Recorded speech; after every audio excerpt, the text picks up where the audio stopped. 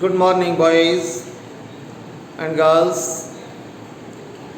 Today we will read the poem A Lament. This poem is composed by P.V. Selig. And this is the last poem of P.V. Selig.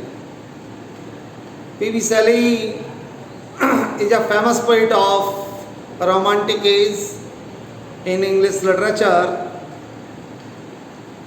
He was born on 4 August 1792 and died on 8 जुलाई 1822. इस तरह से एक छोटी सी आयु 30 years old जब वो थे उसी समय एक्सपायर हो गए, दुनिया से विदा हो गए. और ये जो कविता है ये उनकी आखिरी कविता है. The last poem is the last poem of his life, and in this poem P.V. Selig shows his personal grief, the personal agony, अपना पर्सनल दुख, पर्सनल जो पीड़ा है मन की उसका वर्णन करते हैं और बताते हैं कभी कि किस तरह से आज उनकी जो पर्सनल स्थिति है जीवन की लास्ट स्टेप पर जहाँ हैं वो किस तरह से दुखी हैं. How he was sorry in the last stage of his life. He expressed in this poem. We should read the personal life of Selig to understand this poem. In his personal life, he had two wives, but he was not satisfied and he could not settle with anyone in his life. तो शादी की लेकिन किसी के साथ भी वो settle नहीं हो पाए. और लाइफ में जो लास्ट स्टेज है उनके जीवन की उसमें वो समाज में भी बहुत टूट चुके थे और शारीरिक रूप से भी बहुत वीक हो चुके थे. दोनों ही प्रकार से उन्हें तिरस्कार झेलना पड़ा. और लास्ट स्टेज जो है P.V. Selig की वो उन्होंने अपने एक फ्रेंड के यहाँ बिताई है. In this poem he describes his personal grief. So now we will read the present poem without wasting any time. The full name of poet is Percy Bysshe Shelley, and this is the last poem as I told you. The first line of the poem is O world, O life, O time. पहली line है poem की. और ये world, life और time तीनों का ही संबोधन किया है, तीनों को ही कवि ने एड्रेस किया. इसका मतलब poet is very despair with the world और लाइफ और टाइम. ये जो तीनों चीजें हैं तीनों से ही कवि बहुत निराश है. He is disappointed because the world in which he was living that is without pleasure for him. The life that has no enjoy, that has had no any kind of delight, or time that is also full of sorrow, there is no joy. The time of his life is not giving him any joy.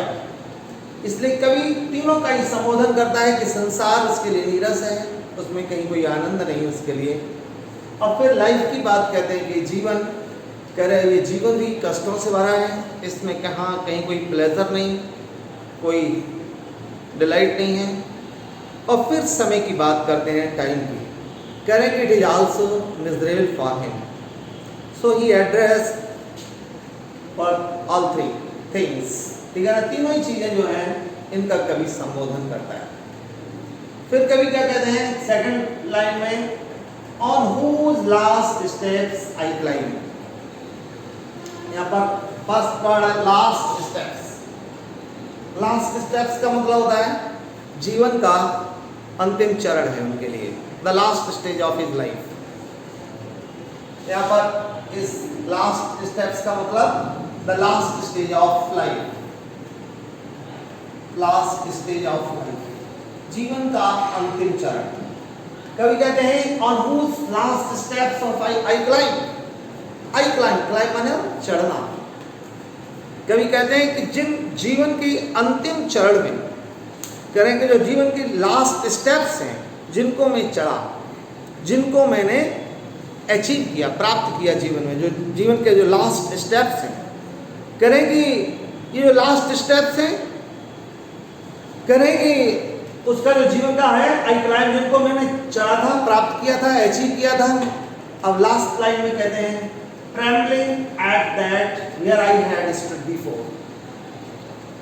stood का मतलब stand की second form है, खड़े होना, stand, इसका past participle है stood, ठीक है ना, सेकंड फॉर्म जिसको कहते हैं third stood। I stood before, before का मतलब पहले, पोइट कहते हैं जहां मैं पहले खड़ा था। प्रेजेंट पोजीशन क्या बताता है, ट्रेम्बलिंग एट दैट, आज वहां मैं क्या करता हूं, ट्रेम्बलिंग, कब जाता हूं,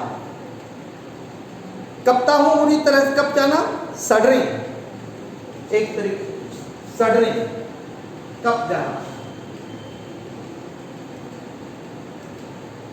सडरिंग करें जहां मैं पहले जिन स्टेप्स को मैं चढ़ा, जो मैंने जीवन में स्टेप्स या जो मेरे अचीवमेंट था, जिसको मैंने पाया, जहां मैं शान से खड़ा था, कह रहे हैं आज मैं वहां जहां मैं पहले खड़ा था, आज क्या करते हैं, कब कपाता हूं, मैं कब जाता हूं, कपता हूं, मैं डरता हूं। कभी कहते हैं जहां जो युवावस्था का, जहां मैं पहले खड़ा था, अब मैं वहां पर कहां पर रहा हूं, कह रहे हैं आज मुझे वहां डर लग रहा है। The poet hold a respectable stage in his life, in his youth, in the prime of his life, but in present time, poet is not able to hold that position. So he is shuddering at that place to hold that respectable place. करें उस सम्माननीय स्थान को आज प्राप्त करने में मैं कप रहा हूँ, he is trembling। फिर कहते हैं poet, when will return the glory of your prime।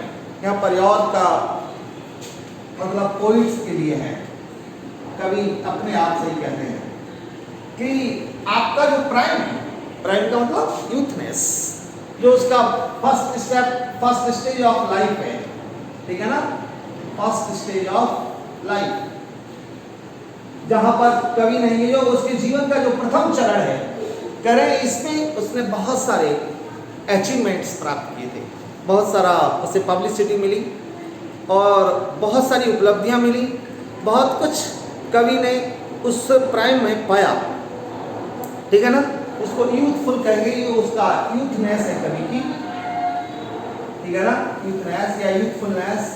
कह रहे हैं कि यहाँ पर कवि ने poet achieved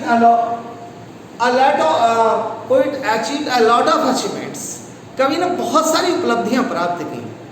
He got, poet got a lot of achievements, बहुत सारे कवि ने यहाँ पर अचीवमेंट्स प्राप्त किए थे। कह रहे हैं कि अब वो ग्लोरी, ग्लोरी का मतलब वैभव, वो यस, ठीक है ना, या स्प्लेंडर कह सकते हैं, भव्यता, beauty of life, the beauty of prime, इसका मतलब ब्यूटी या स्प्लेंडर। कभी कहते हैं कि जो ब्यूटी है तुम्हारे प्राइम की, अपने आप से कभी कहते हैं, कह रहे हैं कि when will return, अभी कब लौट करके आएगी। कभी कहते हैं the beauty of prime, the splendour of his early life will never return. कह रहे कि अब वो कभी नहीं प्राप्त होगा। और फिर लास्ट में नो मोर ओ नेवर, कह रहे कि नहीं अब और ज़्यादा वो नहीं मिलेगा मुझे, वो नेवर, नेवर मतलब कभी नहीं, मतलब the publicity and the achievements, the glory that was achieved, that got that was got by the poet. Now in present time he had not these all things, and he is not able to hold this respectable position in the society, and this stage, this respect of his life will never return, will never come back in his life. वो उससे जीवन में कभी वापस लौट करके नहीं आएगा. कभी कहते हैं अब वो कभी नहीं लौट करके आएगा. लास्ट स्टंजा, दो ही स्टंजा है पोइट में, और इसका जो राइम पैटर्न है उसको भी थोड़ा समझिए. ये जो फर्स्ट है इसका जो राइम जैसे टाइम क्लाइम, ये दोनों मिलते हैं, तो ये 5 लाइन्स स्टंजा है. इसका जो राइम पैटर्न है ए, और फिर इसको ए, और ये थोड़ा अलग बिफोर, ठीक है ना, बिफोर मोर से मिलता है, और क्लाइम इससे मिलता है. तो ये ए बी, ये इसका राइमिंग पैटर्न है, ठीक है ना. राइमिंग वर्ड्स इस तरह से लगे होते हैं लास्ट में, और बहुत अच्छा लय है, लिरिक है. It is a great lyric, it create a great music also. Okay, now we come to the second stanza. Out of the day and night, out of the day and night, a joy has taken flight. क्या कवि कहते हैं, कितना दुख बताते हैं, जीवन की सारी पीड़ा एक लाइन में कह दी. कवि कहते हैं out of the day and night, जीवन के जो डे और नाइट है, दिन और रात जो है, out of the day मतलब उनमें से बाहर कर दिया गया है. A joy has taken flight, ये जो जॉय है ये उड़ गया, हट गया. मेरे जीवन का जो प्रत्येक दिन और रात जो कह रहे हैं, every moment of poet's life, poet describes that the joy has been removed from his life. There is no joy, there is no pleasure in his life. Now he is facing only the sorrow, only the distress in this stage. कहने केवल उसके सामने दुख और सौरव है. Out of the day and night a joy has taken flight. अगली बात कहते हैं fresh spring and summer and winter. जब मौसम बदल के नया आता है तो आनंद देता है, खुशियां देता है. यहाँ पे कभी कहते हैं fresh spring, वो है ताजा बसंत. spring and summer, गर्मी का मौसम, and winter, और विंटर का मतलब सर्दियाँ. मौसम बदलते हैं तो लोगों को खुशियाँ होती हैं, खुशी आती है, प्रसन्नता आती है, because some memories are attached with them, and these जो changes of nature है, it gives a pleasure, it gives the pleasure to a man. But here in the life of poet there is no pleasure, there is no enjoy. He is full of sorrow, he is full of distress. So poet says that these the changes of weather, it gives him only sorrow. It does not give him any kind of pleasure. He does not get pleasure when the weather changes. जब मौसम बदलते हैं तो उसे कोई परिवर्तन, कोई आनंद की प्राप्ति नहीं होती, उसे केवल दुख मिलता है. ये उसको हौर देते हैं, डर देते हैं, भय देते हैं, इसको दुखों से भर देते हैं जब वेदर चेंज होता है. यहाँ पर हौर का मतलब है सफेद बर्फ वाली जो चादर होती है, ठंड सी जो होती है विंटर, उसके लिए किया है. सर्दी जो बर्फ वाली सर्दी आती है. फिर कह रहे हैं मूव माई फेंट heart with grief but with delight. कवि कहते हैं, पहले इतने को समझेंगे, मूव माई फेंट हार्ट विद ग्रीफ. ये जो चेंजेस ऑफ वेदर है, कह रहे हैं it does not give any kind of pleasure to the poet, but it gives a grief. It fills the heart of poet with sorrows, with sufferings and distress. कह रहे कवि को दुख और जो जीवन के कष्ट हैं, जो पीड़ाएं हैं, उनसे ये वेदर उसकी लाइफ को फिलअप कर देता है, भर देता है. उसको किसी भी प्रकार का आनंद प्राप्त नहीं होता. कहते हैं बट द डिलाइट, लेकिन ये आनंद वो प्राइम का आनंद, बट विद डिलाइट. फिर लास्ट में कहते हैं नो, ओ नेवर, अब वो प्राप्त नहीं होगा, शायद कभी नहीं। कवि कहते हैं the poet this last lines shows a great desperations, बहुत बड़ी निराशा कवि की जो है वो प्रकट करती है। कवि कहते हैं कि अब वो दुख वो जीवन में कभी प्राप्त नहीं होगा। अब कभी ये लाइन ये भी शो करती है कि poet is not willing to live life, जीवन जीने की भी इच्छा नहीं है कवि की, क्योंकि उसकी जो लाइफ है वो sorrow और दुख से भरी हुई है, उसमें कहीं कोई प्लेजर नहीं है। इसलिए कवि कहते हैं कि शायद अब ये जीवन में कभी नहीं आएगा। वो डिलाइट, वो प्राइम का आनंद कहने कि अब वो जीवन में कभी प्राप्त नहीं होगा। दिस इज द पोएम, और इम्पोर्टेंट पोएम है ये, लास्ट स्टैंजा है। It is important for explanations. Now you have to write the reference and context and explanation of this stanza, and I will try to paste in the description box the reference, context and explanation of this last stanza. Okay, मैं उसका जो description box है उसमें इसको मैं paste कर दूंगा, आप सभी उसको लिखना, एक्सप्लेनेशन करना है। और इसका जो सेंट्रल आइडिया है, it is also important for you, so I will also write the central idea in the description box. Now you have to write, okay, आपको वहाँ से लिखना है केवल उस central idea, okay. Thanks to you all.